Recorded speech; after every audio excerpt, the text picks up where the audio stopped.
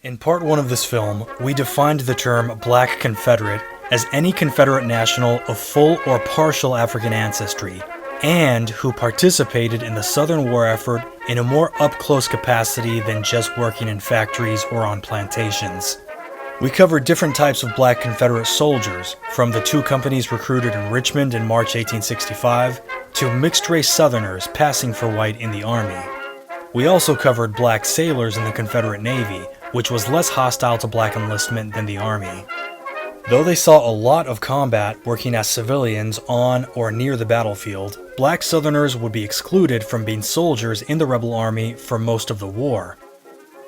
Now here's where things get interesting. Let's talk about where and when the Confederate Army explicitly allowed Black enlistees to serve and work.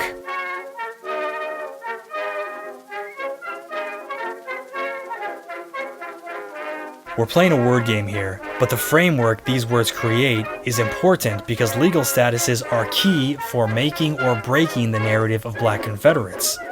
In Article 46 of the Confederate Army Regulations, the same article with the requirement that soldiers be white, there are additional sections like 1402 that allowed for civilians, including minors as young as 12, to be enlisted specifically as musicians with the permission of their parents, guardians, or masters. This is where any number of regiments picked up Black drummers and buglers, and why the regulations make room for masters to give minors permission to enlist, not as soldiers in the Army, but as musicians for the Army.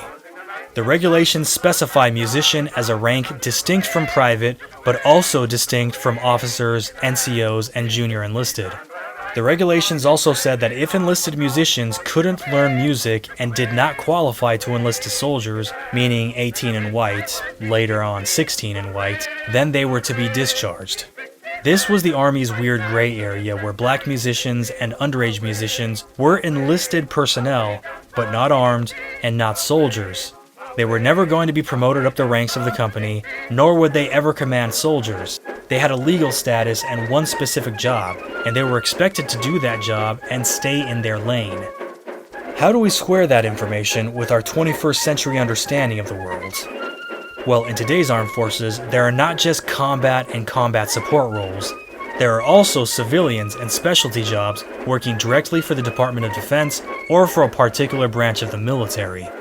Sometimes they wear civilian clothes on the job, while in certain cases they wear military-style camouflage fatigues, but instead of rank and unit insignia, their uniform says Army Civilian or DoD Civilian. Black men were also allowed to enlist with the Confederate Army as cooks, and when troops were at proper strength, there were 4 cooks per company. If cooks were white, they were soldiers, but if they were black, they were marked as civilian employees of the company on muster rolls and payroll ledgers. Other civilian jobs working for the Confederate Army, such as blacksmith and laborer, which Black Southerners often occupied in the camps, were specifically designated in the Army regulations as contractors. They worked for the Army, but they were independent, unlike the musicians and cooks. Employing private contractors is a long-standing military tradition that predates our republic, but one that still thrives today. There were all kinds of civilian contractors in Iraq and Afghanistan, and even contractors working in military bases on the home front in my home region of Southern California. Some contractors could be considered mercenaries, like the armed security firm once known as Blackwater, which had several combat engagements in Iraq. But then there are the unarmed contractors who cleaned the porta potties at Camp Liberty, or who built schoolhouses in Afghanistan under the supervision of Army engineers or provincial reconstruction teams. The unarmed contractors driving trucks often got blown up by IEDs, just like infantry soldiers. These contractors were in a combat zone, but they were not serving in a combat role, and they were not soldiers, just as the Black Southern contractors working for the Confederate Army were working in a combat zone, but were not soldiers. Next, let's tackle the subject of body servants, since Confederate Army regulations specifically address private servants. People like to throw around the Frederick Douglass quote about Southern black men armed and deployed as soldiers as proof that there were black soldiers in the Southern Army in 1861. In Douglass's case, it was agitprop to motivate Northern politicians to accept African Americans into the Union Army. Generally, when we read historical accounts by people who witnessed black men in uniforms and actually marching with guns alongside white soldiers, like the guy from the US Sanitary Commission who mentioned seeing 3,000 Negroes mixed in with the white soldiers, we're reading descriptions of body servants carrying their master's weapons, like two-legged pack mules. When the march was over and it was time for the battle, the body servants handed the weapons back to the soldiers to whom they were issued. I don't doubt that in heated and desperate moments of battle, some black body servants grabbed a gun and started firing at the Yankees. I wouldn't doubt if that happened a lot. But if it did happen a lot, and I think it did, there sure aren't a whole lot of mentions about it in Confederate battlefield reports or the memoirs of Confederate veterans. Just to give you an idea of the historical amnesia that some of these guys had when they were writing their memoirs, Sam Watkins, author of the beautifully written, candid memoir Company H, not only conveniently never mentioned in his memoir that his father owned 100 slaves, but he had his own slave with him during the war. That man's name was Sanker. He marched and suffered and went hungry with Watkins and surely saw battle as well, and Watkins never mentioned Sanker one time in his book. That is not cool. One of the most famous Black Confederate photos is the one of Lieutenant Andrew Chandler posing with his slave Silas Chandler, both men armed to the teeth in some photo studio. Groups like the Sons of Confederate Veterans like to play up Silas as a black rebel soldier. And by the way, sorry for singling out the SCV, they're really just minnows in a sea of people making these claims.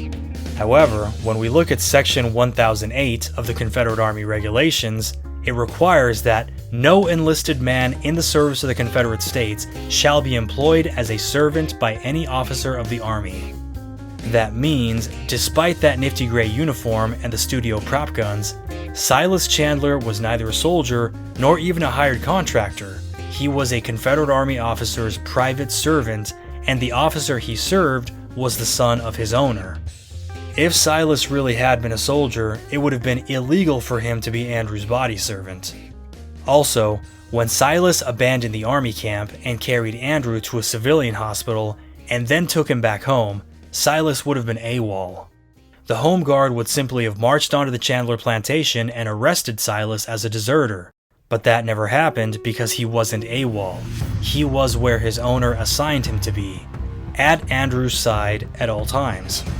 The Army regulations made room for officers like Andrew Chandler bringing slaves like Silas into camp because the government that the Army served was built on a social ladder grounded on an economy dependent on slavery.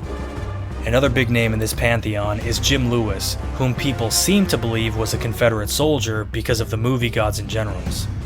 He was not the cook for Headquarters Company of the Stonewall Brigade as the movie portrays him, although he did often cook for Stonewall Jackson as the general's private body servant.